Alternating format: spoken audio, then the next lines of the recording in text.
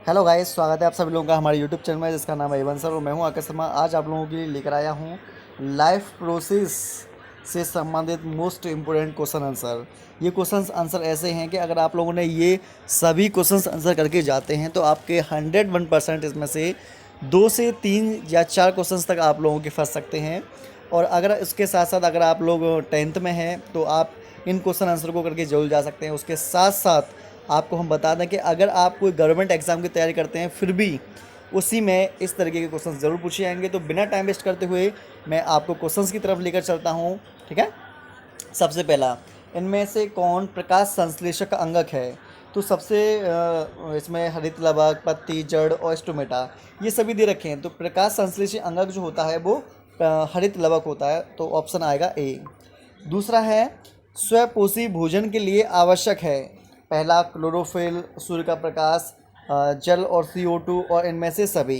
तो देखो, जैसा कि मैं ऑलरेडी आप लोगों को पहले बता चुका हूँ कि अगर आपको किसी क्वेश्चंस में ये सभी दिखाई दे जाता है तो 90% केस में आपका आंसर वही होता है। लेकिन मैं आपसे फिर बोलना चाहूँगा कि देखिए, ये कॉन्सेप्ट हम क्वेश्चन या फिर आपको शायद जानकर हैरानी होगी कि ये क्या काम करते हैं, क्वेश्चंस के तरीके को ज़्यादातर बदलने की कोशिश करते हैं। तो ये सभी ये तो ठीक है, ठीक है, लेकिन आने वाले जो क्वेश्चंस हैं उनमें कुछ ऐसे भी देखने को मिलेंगे जो ये सभी होते हुए भी आपका जो आंसर होगा वो कोई दूसरा ही होगा। ठीक है, चलिए तो आगे बढ़ते हैं हम। ग्रसनी भाग होता है, तो ग्रसनी जो भाग होता है वो भाग होता है मुख गुहिका का। ठीक है, नेक्स्ट क्वेश्चन की तरफ चलते हैं। इसमें किसके द्वारा अमीबा भोजन का अंतः ग्रहण करता है? तो अमीबा जो होता है कूटपाद के माध्यम से अंतः ग्रहण करता है। कूटपाद को सीडोपोडिया भी बोलते हैं जो अमीबा के अंदर मिलते हैं। नेक्स्ट क्वेश्चन, प्रकाश संश्लेषण प्रक्रम में निम्न में से क्या नहीं होता है? क्या पानी टूटता है? हाँ, टूटता है। CO2 मुक्त होती है? क्या CO2 का उपयोग होता है? ऑक्सीजन का मुक्त होता है? तो देखो, जब आप इस प्रश्न को इस तरीके से पढ़ेंगे तो आपको दिखाई देगा यहाँ पर नहीं। तो देखो, जब प्रकाश संश्लेषण होता है तो CO2 का मुक्त नहीं होता, तो ऑप्शन आएगा इसमें बी। ठीक है, चलिए नेक्स्ट क्वेश्चन की तरफ चलते हैं। पेप्सिन नामक एंजाइम भोजन के प्रोटीन को बदल देता है। तो पेप्सिन जो एंजाइम होगा वो पेप्टोन में बदलने का काम करेगा। नेक्स्ट क्वेश्चन, वायुमंडल में CO2 का प्रतिशत कितना होता है? तो 0.03% के लगभग ये हमारा मिल जाएगा आपको। आइए आगे बढ़ते हैं। दंत क्षय, दंत अस्थि क्षय का कारण है मीठी चीज़ों को खाना, दांतों की सफाई ना करना, बैक्टीरिया द्वारा अम्ल का निर्माण होना, या फिर ये सभी। तो आपको सोच समझ कर आंसर इसका देना है कि आंसर क्या आएगा। तो देखो, दंत क्षय जो होता है कि ज़्यादा मीठी चीज़ खाते हो तो भी बेकार हो जाते हैं दांत। दांत की जब सफाई नहीं करते तो भी दांत टूट जाते हैं। और दांत टूटने का मतलब मेरा दांत टूटने मतलब वो नहीं है, दांत खराब होने से संबंधित है यहाँ पर। ठीक है, तो ये सभी जो आंसर है वो आपका सही आंसर आ जाएगा। 9, पैरामीशियम एवं अमीबा जैसे एक कोश के जीवों में पाई जाने वाली पोषण विधि को क्या कहते हैं?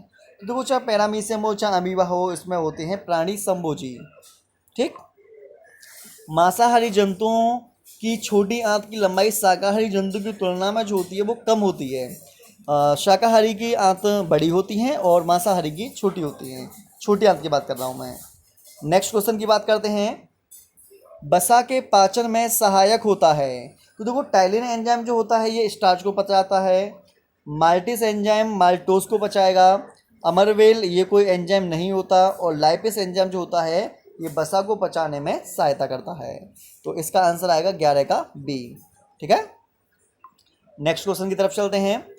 ट्रिप्सिन नामक एंजाइम पाया जाता है। तो देखो, पित्ताशय कोई एंजाइम नहीं है। आंत्र से आंत्र रस निकलता है। जठर रस जो होता है आमाशय के अंदर मिलता है।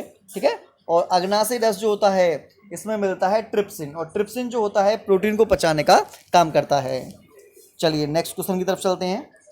छोटी आंत में भोजन के पाचन में निम्न में से किस रस की भूमिका होती है? तो देखो, छोटी आंत की जब बात करते हैं, छोटी आंत में पित्त रस भी आता है, अग्नाशय रस भी आता है, आंत रस भी आता है, जिसके कारण ये तीनों रस जो होते हैं ये छोटी आंत में आते हैं। इसीलिए छोटी आंत में भोजन का पाचन सबसे ज़्यादा मात्रा में होता है। क्लियर? नेक्स्ट क्वेश्चन की तरफ चलते हैं। मनुष्य में पाचन की क्रिया का आरंभ होता है। देखो, जो हमारा भोजन होता है वो सबसे पहले जाता है माउथ में, तो भोजन के माध्यम से ही ये जो क्रिया होती हैं मतलब कि स्टार्ट हो जाती है पाचन की। आहार नाल का सबसे लंबा भाग कौन सा होता है? तो सबसे लंबा भाग होता है छोटी आंत, ये कम से कम 20 से 25 फीट लंबी होती है। अमीबा अपना भोजन ग्रहण करता है, जैसा कि हम पहले बता चुके थे, कूटपाद के माध्यम से करते हैं। प्रकाश संश्लेषण का मुख्य उत्पाद निम्न में से कौन है? तो देखो प्रकाश संश्लेषण का मुख्य उत्पाद जो होता है, हाँ जी बताइए। प्रकाश संश्लेषण का मुख्य उत्पाद होता है ग्लूकोज, जैसा कि शायद आपको पता होगा, प्रकाश संश्लेषण के माध्यम से ही जो भोजन होता है, भोजन का निर्माण होता है, और भोजन का निर्माण प्रकाश संश्लेषण के माध्यम से कर पाएंगे हम। नेक्स्ट क्वेश्चन की तरफ चलते हैं। स्टोमेटा का मुख्य कार्य क्या होता है? तो देखो स्टोमेटा क्या होते हैं? पत्तियों के किनारों पर छोटे छोटे छिद्र होते हैं जिनको स्टोमेटा कहा जाता है। ये क्या काम करेंगे? ऑक्सीजन को अवशोषित करेंगे, CO2 को बाहर निकालेंगे, हाँ भाई बिल्कुल करेंगे। CO2 का निष्कासन करेंगे, ऑक्सीजन को अवशोषित करेंगे, हाँ ये भी होता है। जल वाष्प का निष्कासन करेंगे, हाँ बिल्कुल करेंगे। और आंसर है ये सभी। क्या आएगा? ये सभी। मैं एक्चुअली मैं पहले भी बता चुका हूँ कि ये सभी आंसर यहाँ पर दे रखे हैं, लेकिन आने वाले जो क्वेश्चंस होंगे उनमें आपको विशेषकर ध्यान देना होगा, ऑप्शन को पर फोकस करना होगा। उनमें ये सभी ऑप्शन होते हुए भी अलग कोई ऑप्शन आ सकता है, ठीक है। छोटे बच्चे में कुल कितने दांत होते हैं? तो छोटे बच्चे में जो दांत होते हैं उसमें दूध की दांतों की संख्या 20 होती है, ठीक। आइए आगे देखते हैं। निम्न में से कौन दंत सूत्र एक वयस्क मनुष्य का है? तो देखो ये है 21 23, 21 23, ये आपका रहेगा, 2 से आप गुणा कर देंगे तो आपका हो जाएगा 32। Option A. कौन सा आएगा? ऑप्शन ए, ठीक है। चलिए आगे बढ़ते हैं। विलाई का मुख्य कार्य क्या है? विलाई का मुख्य कार्य क्या होता है? तो विलाई को तो तुम जानते होंगे या नहीं जानते, बता दो मुझे। विलाई जो होती है हमारी आंत में इस तरीके की संरचना पाई जाती हैं, स्तंभाकार उपकला ऊतक होती हैं, ठीक है। और ये विलाई का मुख्य कार्य होता है पाचित भोज्य पदार्थ का अवशोषण करना। पाचित भोज्य पदार्थ को अवशोषित करने का काम विलाई का होता है। Next question. स्टोमेटा के किस कोशिका में क्लोरोफिल पाया जाता है? तो स्टोमेटा के मिलेगा ये आपको, हाँ इसलिए मिल जाएगा, द्वार कोशिका में मिल जाएगा। कहाँ मिल जाएगा? द्वार कोशिका को हम गार्ड सेल्स कहते हैं। स्टोमेटा का खुलना और बंद होना किसी के द्वारा निर्धारित होता है, और ये सेम के आकार की कोशिकाएं होती हैं, संख्या में ये 2 होती हैं। निम्न में से पादप परजीवी का उदाहरण है? तो पादप परजीवी का उदाहरण होता है कुस्कुटा, इसको हम अमरबेल भी बोल देते हैं, ठीक है। अमरबेल जो होती है वो परजीवी पादप कहलाता है, ठीक। नेक्स्ट। मृतोपजीवी पोषण में भोजन का पाचन कहाँ होता है? तो मृतोपजीवी भोजन में कोशिका का पाचन कहाँ, भोजन का पाचन कहाँ पर होता है? सोचो सोचो, कोशिका के बाहर। और इसके अंतर्गत मृतोपजीवी में जीवाणु और कवक जो होते हैं ये विशेष कराते हैं।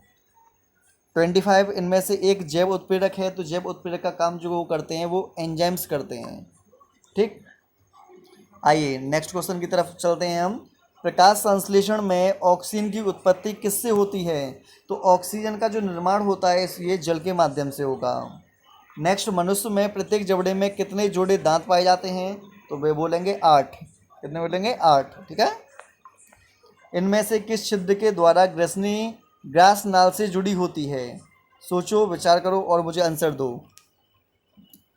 पहला है निगल द्वार, दूसरा है कंठ द्वार, तीसरा है मल द्वार, और लास्ट है इनमें से कोई नहीं। तो इसमें ऑप्शन आएगा ए, निगल द्वार के द्वारा। 29। प्रकाश संश्लेषण के द्वारा किसकी उत्पत्ति होती है? तो प्रकाश संश्लेषण के द्वारा जो उत्पत्ति होती है वो होती है ग्लूकोज की, ठीक है। Next question.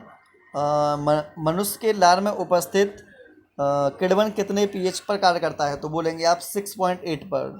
Next question. मनुष्य के आहार नाल में प्रोटीन का पाचन कहाँ होता है? यकृत में, मुख गुहे में, अमाशय में, या फिर आमाशय एवं छोटी आंत में? ये आपको जवाब देना है, तो आप बोलेंगे छोटी आंत और आमाशय। तो आंसर इसका जाएगा डी। नेक्स्ट क्वेश्चन की तरफ चलते हैं। सड़ी गली चीज़ों पर पोषित होने वाले पौधे को हम क्या बोलते हैं?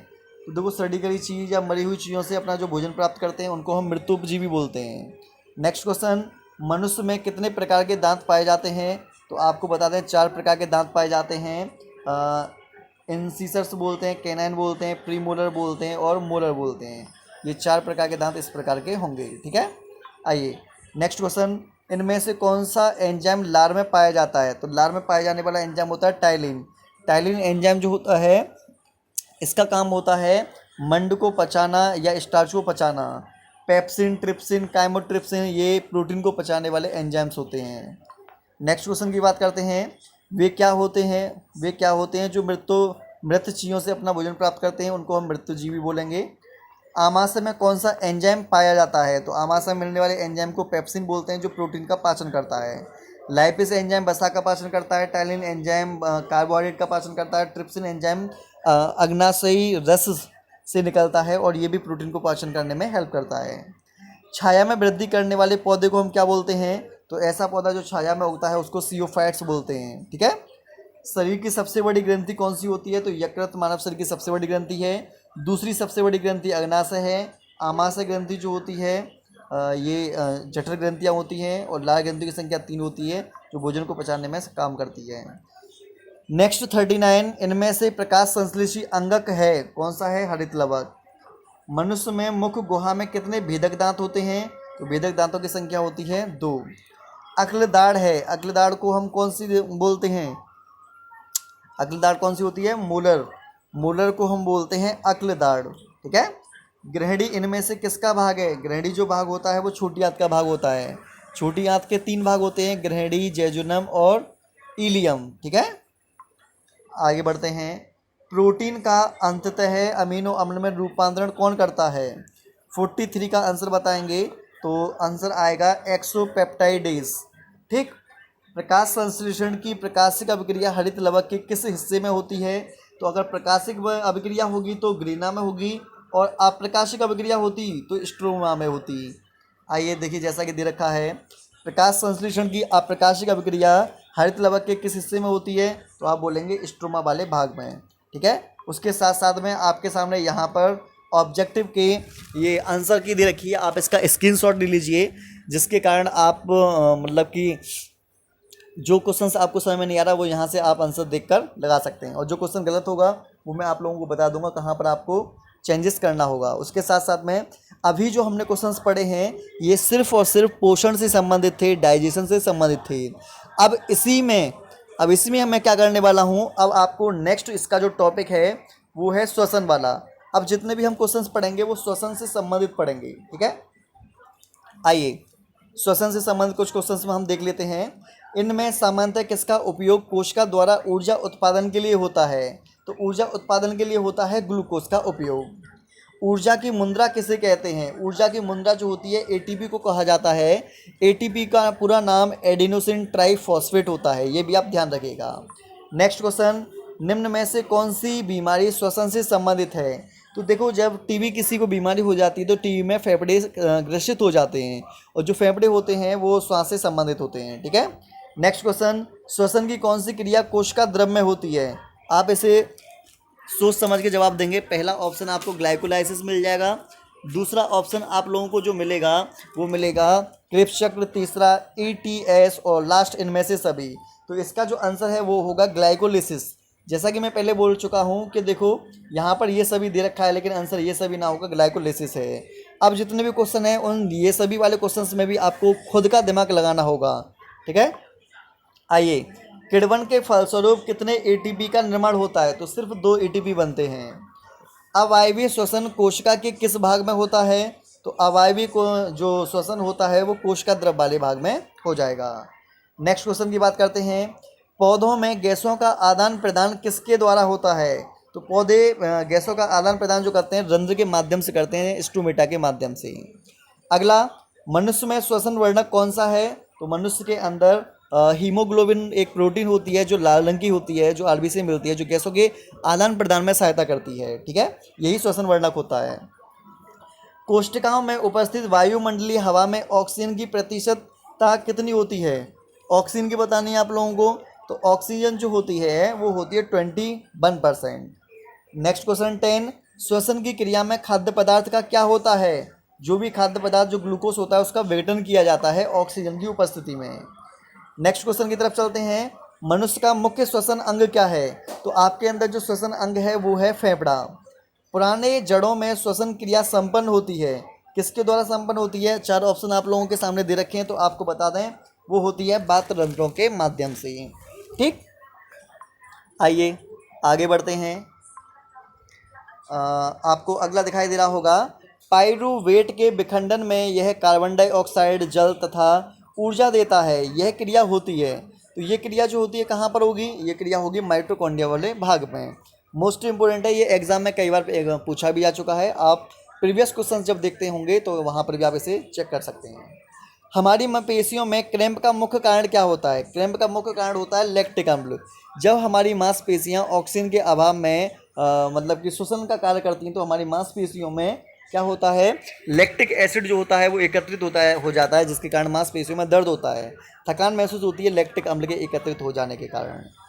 नेक्स्ट क्वेश्चन है, स्थलीय जीव श्वसन के लिए ऑक्सीजन का उपयोग कहाँ से करते हैं? देखो आप लोग जो हो सभी मानव हो, ठीक है, तो मानव कहाँ से करेगा? वायुमंडल से। आइए आगे बढ़ते हैं। 16वां क्वेश्चन, पौधों में किस क्रिया के द्वारा बाहरी वातावरण से ऑक्सीजन कोशिकाओं को पहुंचाया जाता है? तो अगर हम पौधे की बात करें तो पौधे में क्या आएगा? सोचो विचार करो। वातावरण में कोशिकाओं को पहुंचाया जाता है, इसका सही आंसर आएगा विसरण के माध्यम से। ये क्या हो गया, कहाँ चला गया? हाँ ये रहा, विसरण के माध्यम से कर दीजिए। अगला है, कोशिकीय श्वसन का वायवीय श्वसन अवस्था पूरा होता है। तो वायवीय श्वसन जो होता है वो माइटोकॉन्ड्रिया वाले भाग में होगा। नेक्स्ट, झींगा एवं सीप जैसे जलीय जंतुओं में श्वसन क्रिया होती है। तो आपको जैसा पता है झींगा मछली और सीप, जो सीप होती है ये जल में रहने वाले हैं, और जो जल में रहते हैं वो गिल्स द्वारा श्वसन की क्रिया करते हैं। नेक्स्ट क्वेश्चन, इनमें से किसे कोशिकीय ईंधन कहते हैं? तो देखो जब मैंने आपको कई बार रिएक्शन कराई है तो C6H12O6 ग्लूकोज लेता हूँ मैं, ग्लूकोज का फिर ऑक्सीजन के साथ क्रिया कराता हूँ, भोजन का विखंडन होता है, कार्बन डाइऑक्साइड और जल बन जाता है। तो यहाँ पर आंसर आएगा ग्लूकोज का। तिलचट्टा में कितने जोड़ी श्वास रंध्र पाए जाते हैं? मोस्ट इंपोर्टेंट बताइए, 20 का क्या आंसर आएगा? 20 का आंसर आएगा 10 मिलते हैं इसमें, ठीक है। कोशिका के किस भाग में अवायवीय श्वसन होता है? तो अवायवीय श्वसन होगा कोशिका द्रव वाले भाग में। अवायवीय श्वसन की मैंने रिएक्शन आप लोगों को करा रखी है, आप चेक करके देख सकते हैं। निःश्वसन द्वारा निकाली वायु में रहती है, तो निःश्वसन क्या रहेगी उसमें? सिंपल है, हम CO2 को तो बाहर निकालते हैं, यही रहेगी। अगला, पौधों में श्वसन क्रिया के अंतर्गत ATP के टूटने पर कितनी ऊर्जा मुक्त होती है?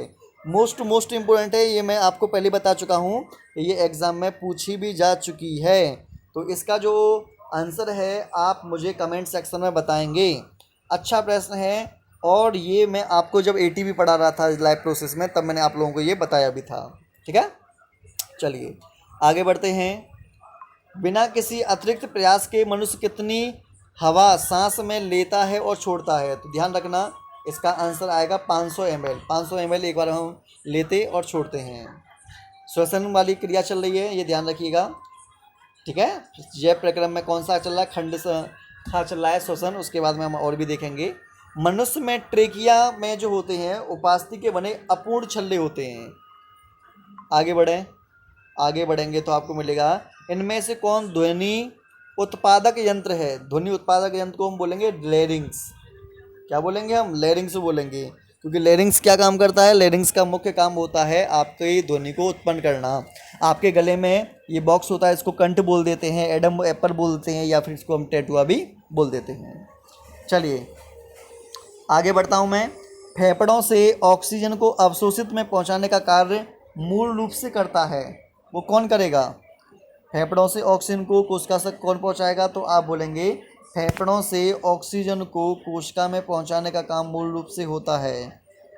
4 ऑप्शन है आपके सामने, 4 ऑप्शन को अच्छे से पढ़ के आप बता सकते हैं। तो इसका जो आंसर होगा वो होगा हीमोग्लोबिन, ठीक है। नेक्स्ट, मनुष्य में सांस लेने और छोड़ने की क्रिया को क्या कहा जाता है? तो उसे हम श्वासोच्छ्वास बोलते हैं सामान्यतः। नेक्स्ट क्वेश्चन है, ऊर्जा उत्पादन के लिए कोशिका प्राय किसका उपयोग करती है? ग्लूकोज का करेगी भाई उसको। अनोक्सी श्वसन में कुल कितने ATP अणु बनते हैं? तो वो बनते हैं 2 ATP अणु बनते हैं। इनमें से कहाँ गैसीय आदान प्रदान होता है? तो वो होता है वायु प्रकोष्ठ में।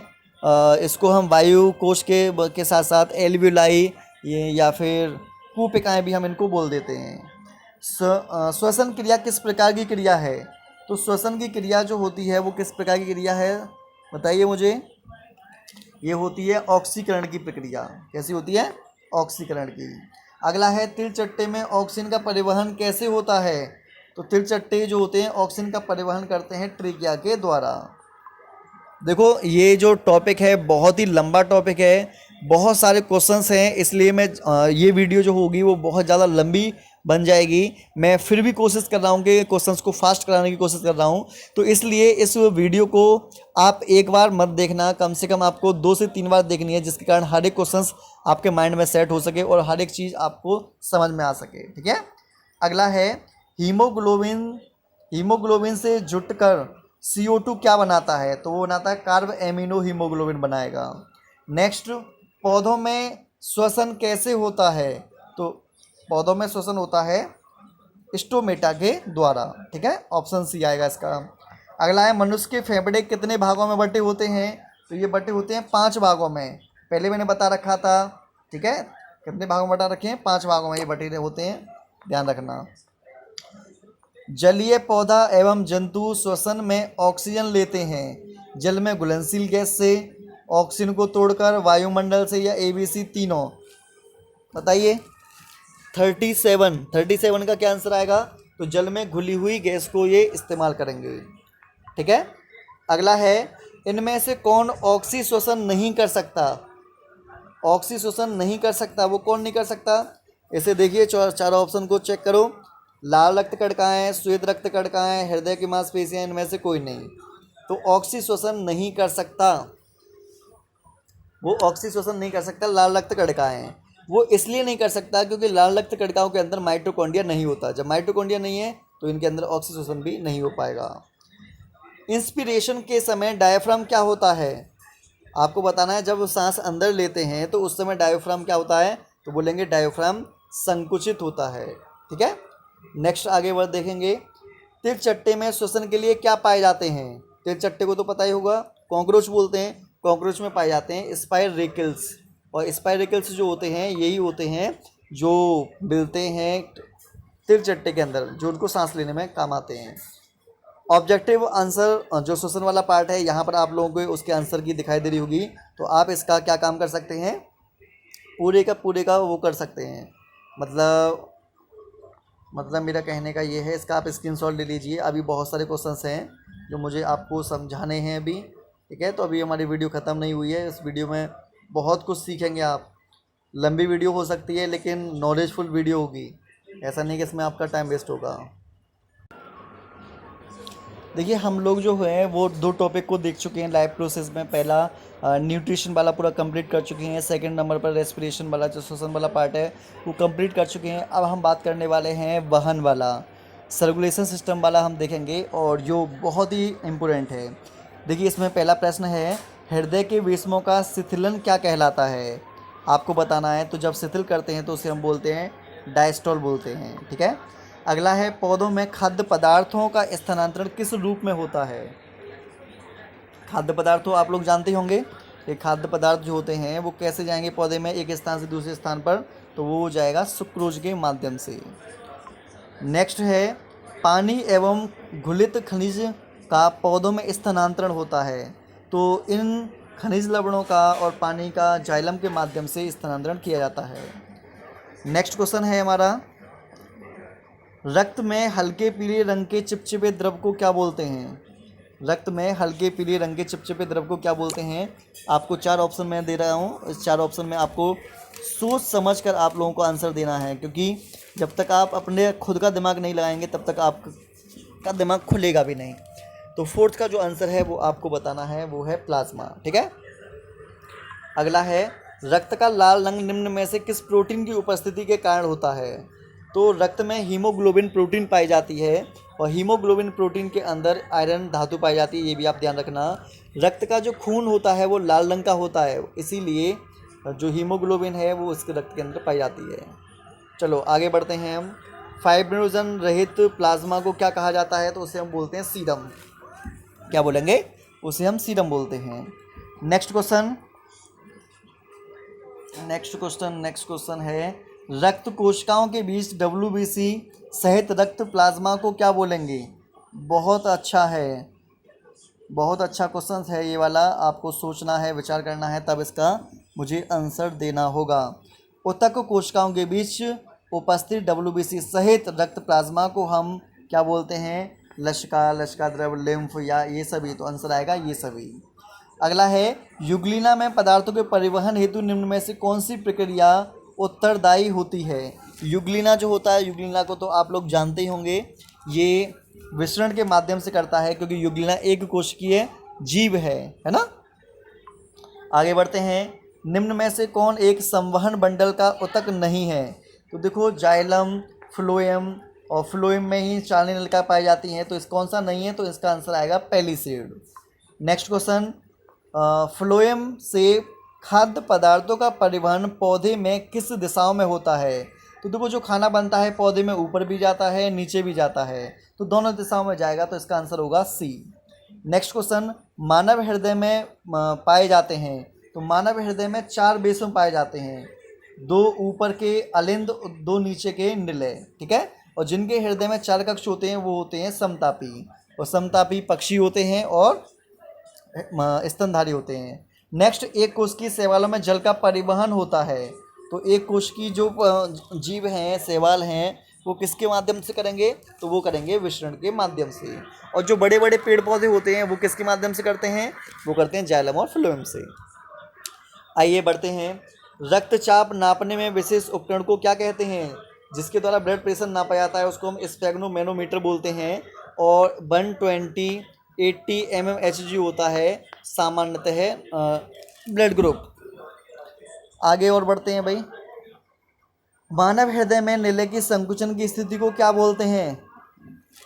14वें क्वेश्चन का आप मुझे आंसर दीजिएगा। तो उसे हम बोलते हैं सिस्टोल। क्या बोलेंगे? उसे हम बोलेंगे सिस्टोल बोलेंगे। वाष्प उत्सर्जक एक क्रिया है, ये एक कैसी क्रिया है? शारीरिक प्रक्रिया, भौतिक प्रक्रिया, रासायनिक प्रक्रिया या फिर पारिस्थितिक प्रक्रिया? तो 15 का आंसर क्या आएगा? तो आप बताएंगे, 15 का आंसर आएगा शारीरिक प्रक्रिया, ए। नेक्स्ट, निम्नलिखित में कौन जल संवाहक ऊतक है? तो जा से जल और जा से जाइलम, तो इसका 16 का आंसर आएगा ए। नेक्स्ट क्वेश्चन, पौधों में खाद्य पदार्थों के स्थानांतरण की गति क्या कहलाती है? तो जो खाद्य पदार्थ की जो गति होती है वो होती है, 17वें का बताएंगे, द्विदिशीय, जैसा मैंने बताया था, ऊपर की तरफ भी और नीचे की तरफ भी, ठीक है। आगे बढ़ते हैं, पौधों के वायवीय भागों से जल रंध्रों द्वारा वाष्प के रूप में निष्कासन करने की प्रक्रिया को क्या बोलेंगे? तो उसे हम बोलते हैं वाष्प उत्सर्जन। क्या बोलेंगे हम? पौधों में जाइलम उत्तरदायी होता है। जाइलम उत्तरदायी है किसके लिए? जल के वहन करने के लिए उत्तरदायी होता है। नेक्स्ट क्वेश्चन, रक्त के लाल होने का मुख्य कारण इनमें से कौन है? तो रक्त लाल इसलिए होता है क्योंकि रक्त के अंदर हीमोग्लोबिन प्रोटीन पाई जाती है, ठीक है। अगले क्वेश्चन की बात करते हैं। अगला है कैरोफनो हाँ, शुद्ध या अनॉक्सीजनित रक्त को हृदय से शरीर के विभिन्न भागों में ले जाने वाली रक्त वाहिनियाँ कहलाती हैं, उसे क्या बोलते हैं? 21 का आएगा ए, उसको हम धमनियाँ बोलते हैं। क्या बोलेंगे? धमनियाँ। नेक्स्ट क्वेश्चन, कैरोफ साउंड किस से सुना जाता है? तो उसे हम सुनते हैं स्टेथोस्कोप के द्वारा, दिल की धड़कन जो होती है इसके द्वारा सुनते हैं। इनमें से कौन सा रक्त कण थक्का बनाने का काम करता है? तो जो थ्रोम्बोसाइट होती है, जिसको बिम्बाणु बोलते हैं, उसे ही हम रक्त का थक्का बनाने के लिए आवश्यक है, जिसको प्लेटलेट्स बोलते हैं। मनुष्य के हृदय की गति का नियंत्रण करने वाला होता है, उसे हम बोलते हैं ऐसे नोड। क्या बोलेंगे? ऐसे नोड। लाल रक्त कोशिका में हीमोग्लोबिन का एक अणु ऑक्सीजन के कितने अणु के साथ संयोग करता है? वो करता है 4 अणुओं के साथ। मनुष्य में श्वेत रक्त कोशिकाओं की जीवन अवधि कितने दिन की होती है? अच्छा क्वेश्चन है। 26 आपको बताना है, तो ये 10 दिन से कम होगी, ठीक है। अगला है, मानव हृदय का औसत प्रकुंचन दाब कितना होता है? तो प्रकुंचन दाब होता है 120 mmHg, 120 होता है। पौधों में पानी एवं घुलनशील खनिज लवणों का स्थानांतरण कैसे होता है? तो वो होता है जाइलम नलिकाओं द्वारा या जाइलम वाहिकाओं द्वारा, बी या डी में से आएगा। इसमें आपको बताना है जाइलम नलिकाओं के द्वारा, ठीक है। 28 का बी। क्वेश्चंस बहुत सारे हैं आज इस वीडियो में, छोटी सी वीडियो में बहुत कुछ सीखने वाले हैं आप लोग। नेक्स्ट क्वेश्चन, फ्लोएम में भोजन का परिवहन किस दिशा में होता है? तो भोजन का जो परिवहन होता है पत्ते से जड़ की ओर, आप बोलेंगे दोनों दिशाओं में, मतलब ऊपर भी और नीचे भी, ठीक है। अगला अब बात करते हैं, अगला देखिएगा। हृदय के प्रकुंचन को नियंत्रण करने के लिए पेसमेकर हृदय के किस भाग में पाया जाता है? तो हृदय के पाया जाता है दाएं अलिंद वाले भाग में। मानव के हृदय में कितने कोष्ठ होते हैं? तो बोलेंगे 4 होते हैं, 2 अलिंद और 2 निलय, ठीक है। एक स्वस्थ मनुष्य का रक्तचाप कितना होता है? 120/80 mmHg होता है, ये ध्यान रखिएगा। आगे अगर मैं देखूँ, हृदय के फेफड़े से रक्त लाता है, हृदय के दाएं अलिंद, बाएं अलिंद में फेफड़ों से रक्त आता है। तो देखो हृदय ये हमारा होता है 4 कक्षीय, ठीक है। तो इस वाले भाग में आता है, इसको हम बोलते हैं बायां अलिंद। तो ऑप्शन आएगा बी, फेफड़ों से जो आता है वो बायां अलिंद में आता है। जाइलम में जल का परिवहन किस दिशा में होता है? तो बताना है आप लोगों को। तो ये होता है जड़ से तना की ओर। पौधों में वाष्पोषण किस भाग में होता है? तो ज़्यादातर तना में। और एक मिनट, ऑप्शन देख लेते हैं। ऑप्शन ही नहीं है, ठीक है। वाष्पो उत्सर्जन किस भाग में होता है? तो वो होता है भाई, मैं आपको बताता हूँ, इसमें जड़ और तना दे रखा है, ठीक है। एक आता है पत्ती जो होगा वो इसका सही आंसर होगा, ठीक है। तो इस तरीके से हमने क्या काम किए हैं, 35 क्वेश्चंस किए हैं, और ये 35 क्वेश्चंस मोस्ट इम्पोर्टेंट हैं जो वाहन से संबंधित हैं। अब मैं आपको लोग पढ़ाने वाला हूँ, वो मैं आपको पढ़ाऊँगा उत्सर्जन से संबंधित। तो यहाँ पर उत्सर्जन से संबंधित कुछ क्वेश्चंस दे रखे हैं, उसे हम करने वाले हैं। बहुत सारे क्वेश्चंस मैं आप लोगों को करा चुका हूँ, हर टॉपिक से रिलेटेड क्वेश्चन करा चुका हूँ। तो इस वीडियो को लास्ट तक ही देखना, बिल्कुल भी ऐसी मिस्टेक मत करना कि आप क्वेश्चंस करें लेकिन ऐसा क्वेश्चंस करें कि भाई आधे अधूरे या आधी अधूरी वीडियो देखें। ऐसा अगर आप करते हैं तो आप अपने पैरों पर कुल्हाड़ी मारना जो कहावत है वो आप कर लेंगे। आपको करना है बस इतना ध्यान देना है कि जो भी मैं क्वेश्चंस करा रहा हूँ हर एक क्वेश्चंस को समझो, जानो, उसके बाद भी उसका आंसर दो, ठीक है। अब हम लास्ट टॉपिक को देखने वाले हैं।